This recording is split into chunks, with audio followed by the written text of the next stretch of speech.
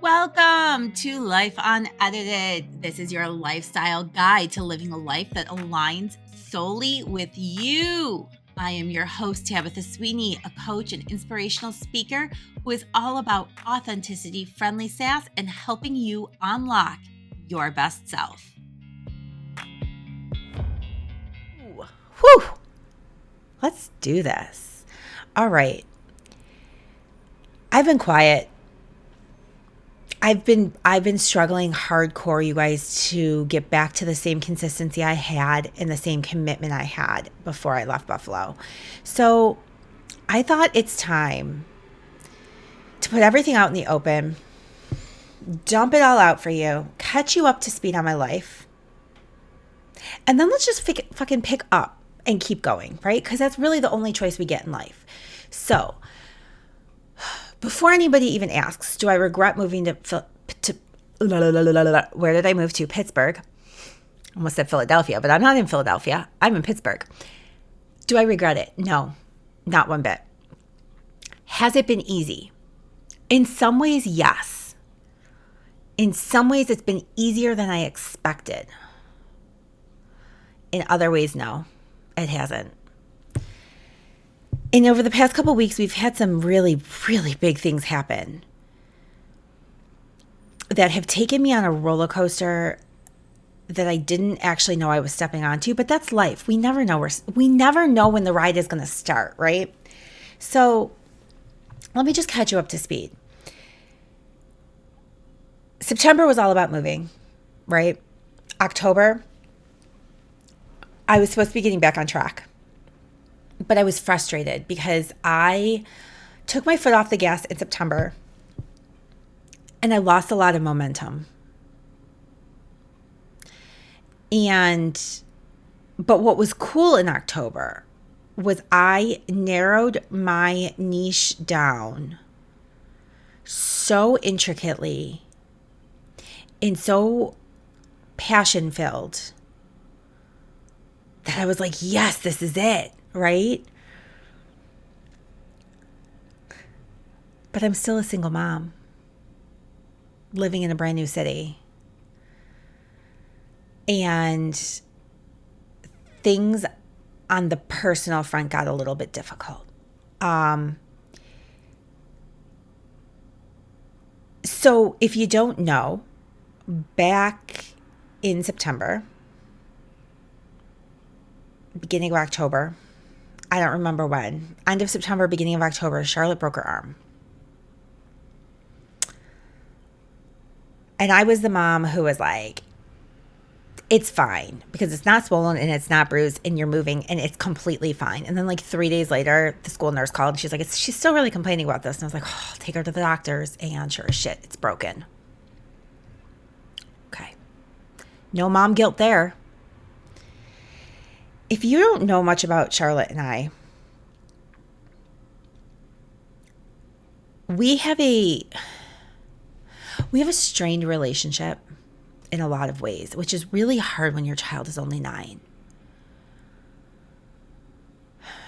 Charlotte is an amazing little girl, and she is so strong-willed.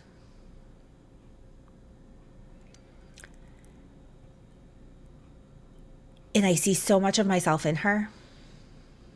I also see a lot of her father. And physically, she looks like her father.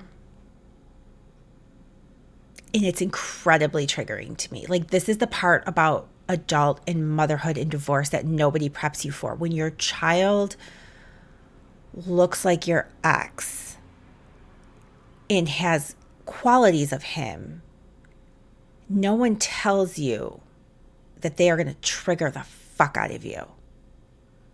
And it's not their fault. It's not her fault. She also pushes my buttons harder than any other person on the entire planet, right? Like, and she's 9, so she's lacking full development. And the bottom line is, since we got down here, things between her and I was hoping the move was going to be good for us. I was hoping it was going to help her and I recenter. I was hoping that it was going to bring more structure for her, and that I was going to be able to be who she needs, because every mom wants to be what their child needs. But I'm not what my child needs, which is really hard to say and really hard to accept, that you can't give your child what they need. And I know that doesn't make me a bad mom, because I look at my son and him and I have a fantastic relationship. And I know he thinks I'm a good mom. And I know I am a good mom. But Charlotte was getting so upset and so stressed. And she was so angry. It was affecting all of us, and it wasn't healthy anymore. So the first weekend of November, we actually moved her back to Buffalo to stay with my parents. And she's starting school up in Buffalo.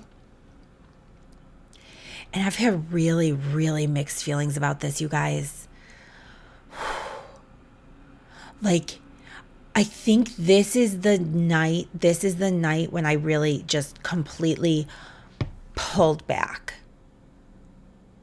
I just pulled back and I shut down. And basically, ultimately, that is what I did. I shut down.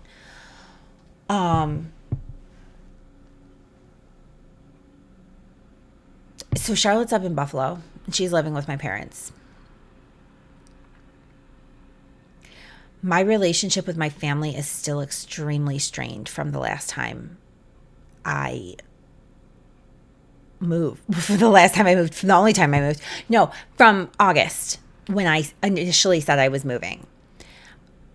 My mom and I have repaired our relationship. My dad and I are working on it.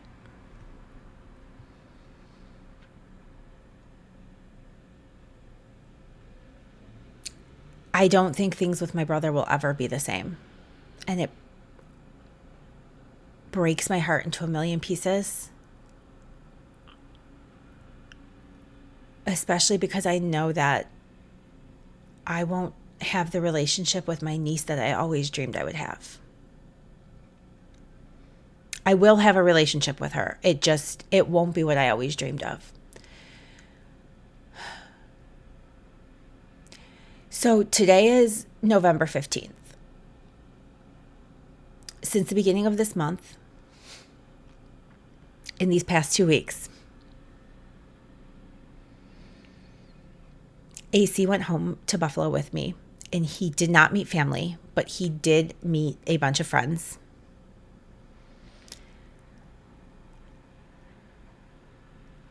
The day I drove back from that, November 3rd, is the same night we then packed up Charlotte and drove her back up to Buffalo and dropped her off.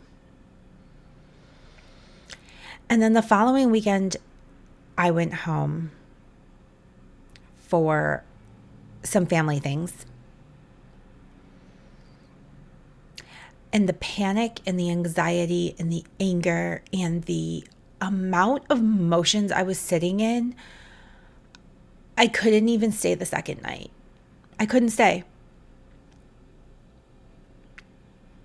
Kale and I packed up early to come back to Pittsburgh.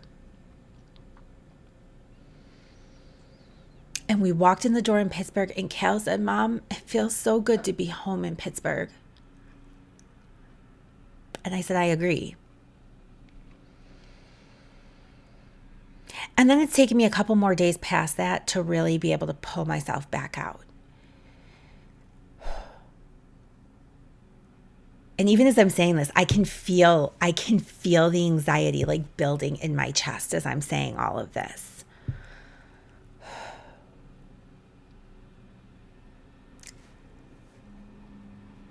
I sat down with a girlfriend on Zoom the other day. We sit down once a week, and we talk business, and we talk life, and we talk strategy, and we talk, so many things. And we take turns, right? Sometimes it's all about her, and sometimes it's all about me. And this week was all about me. No lie there. But my beautiful, amazing friend, she sat there, and as we talked, we started going over our mornings again. And I'm like, you know what? I have completely let go of my entire morning. What did my morning used to consist of? I got up, I walked 3 miles, got to the office, opened up my notebook. First thing I did was sit down and do my gratitudes. Then I would brain dump everything I could, get it all out of my brain, every single thing. Then I would go through and start prioritizing. Then I would overcomplicate, making ice cubes, because like that's the shit I do, you guys. Like I like to overcomplicate everything.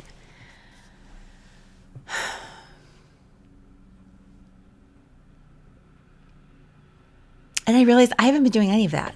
I haven't been doing my gratitudes. I haven't been doing my manifestations. I haven't had 1 ounce of creativity left inside of me.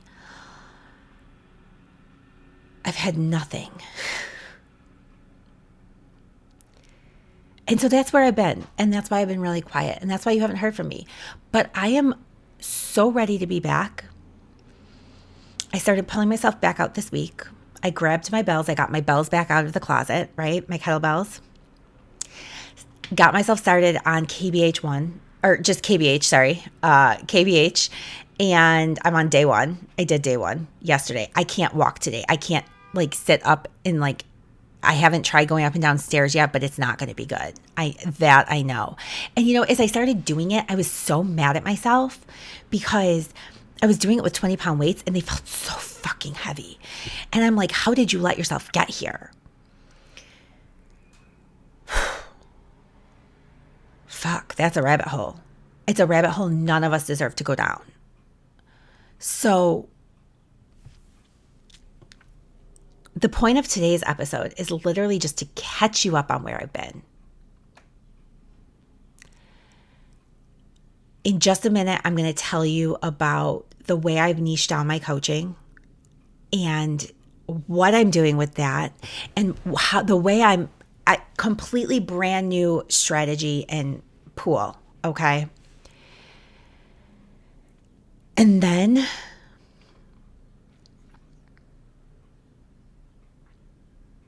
I'm just going to fucking pick up and keep going.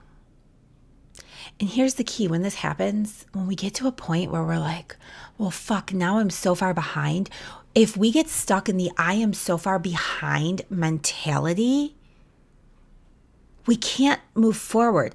At some point, we have to pick up and move without attempting to make up what we left behind, or to pick up what we left behind. Does that make sense? So let me use a workout, for example. Let's say you're in, because I just started, this is a 12-week program. Okay. Let's just say I'm 4 weeks into it. I miss a day. I get sick. I end up missing 2 days. So now it's time for me to get back on track. But I'm like, fuck, I have to do day 1 and day 2. And then today should be day 3. So that's fucking 3 workouts. How am I going to just stop? Just stop. You have 2 options. You're not going to try to pick up and make up everything in one day. You either go back to this point and you start from here as if there was never a break, or you pick up where you are today and you start from here and you just fucking forget about the parts you missed.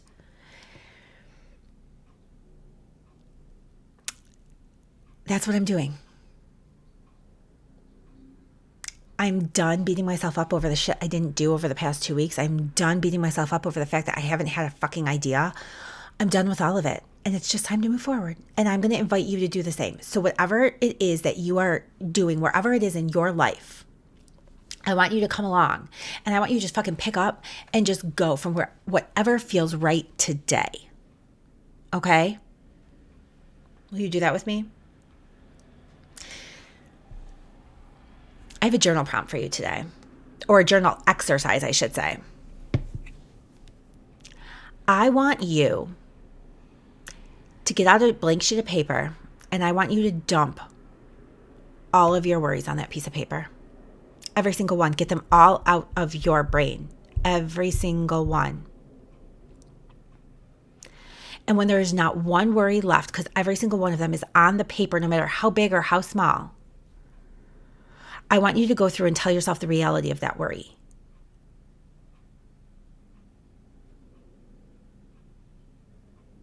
Are you making it bigger than it should be? And then I want you to decide what you're going to do with it. You can crumple that paper up and light it on fire, Jill. Or you can throw it into the garbage. Or you can hang it on your wall and remind yourself that none of those worries should be holding you. They're not anchors. Okay?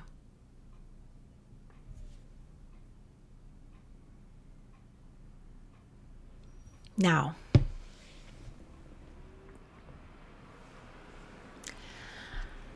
here's what's really cool. So I've been super quiet. I've been super withdrawn.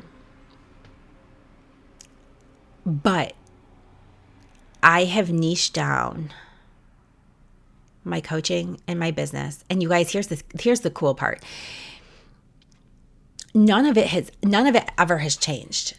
The core of my business, the core of my coaching, the core of my speaking has been and always will forever be self-trust and authenticity via 3 pillars: body image, worthiness, boundaries. That's it. And if we zoom out from that into the bigger picture, it's breaking down the patriarch. Okay? But when we zoom back in, we've got self-trust, authenticity, body image, worthiness, boundaries, which everybody needs. Every single person needs this, myself included. Every single one of us. We're all at different levels. But then we zoom in a little bit closer. And who do I really, really want to work with? Who is my ideal person? It's the person who's dating after divorce. The person who's re-entering the dating field after they haven't been in the dating field for 10, 12, 15, 20, 25 years. And dating is not the same now as it was back then. Not one bit. They're getting online and they're attracting horror. Horror, right? They want to meet their person, but they don't know if they ever will. Their biggest fear is that they won't ever meet their person. Their biggest fear is that they're going to be alone. Their biggest fear is that what they want is too much and they don't deserve it. And what I'm going to help them do is understand that they do fucking deserve it. They fucking deserve it. And they don't need to compromise. Not one bit. Not at all. They don't need to compromise. They need to believe. They need to work on themselves. They need to disconnect from the garbage. And I'm going to physically hold their hand and help them write the messages. I'm going to help them interact with their dates. All while working on themselves to find clarity in who they want, what they're going to do. What are they looking for? What are their non-negotiables? When I first started getting back into this dating, people, my family would be like, well, don't you feel like that's just a little bit early? Like you're talking about, like he said he wants kids and you're saying you're not having more kids and he's saying that he wants them so you guys just aren't going to see each other again. Like, don't you think that? No, I don't think that is too early. Because if a non-negotiable for him is that he wants kids of his own, and a non-negotiable for me is I'm not fucking producing another child, then it doesn't matter how much our personalities, how much attraction, how much anything there is, one of us will end up resenting the other. And if you guys remember going all the way back to last December, right before New Year's Eve, that was the exact situation that led me down this entire path in opening boxes of trauma. And here we are, not even a year later, and I'm living in Pittsburgh in a whole different life in a relationship with a man who has healed me in so many ways, or I should say has assisted healing me in so many ways, right? Because I'm the one who's done the healing. He's just been along for the ride, and it's been a beautiful ride. So that's where I've been, guys. That's why I've been quiet. That's what's been going on. I am super pumped to get back to producing stuff for you. I am super pumped. My new tactic going in is to make things I have this tendency, you guys, I overcomplicate the fuck out of everything. Like, because I'm a big picture person, right? I'm a big picture person. So I start and I have all these ideas and I start doing all these things and the ADHD starts going crazy and wild. And I am doing my best right now to focus on one thing, which is organic posting. That's it. That's all I'm going to do. And I am going to change who I'm attracting and who is getting these messages. Because I trust the universe and the fact that she is going to share them with the people who deserve them, who need them, who are looking for them. And the way I am going to do that in my business is the same way I am going to help my clients in their personal lives. That's what I've got today, guys. So now you're all caught up, okay? I've got a kid who moved back to Buffalo. I've got a boyfriend who still lives 2 hours away, but who met a ton of friends who all said, he can handle you. I thought that was like the best, amazing compliment ever. I have a new narrowed down niche in my business. I am catching up on all the things and I'm bringing myself back to center.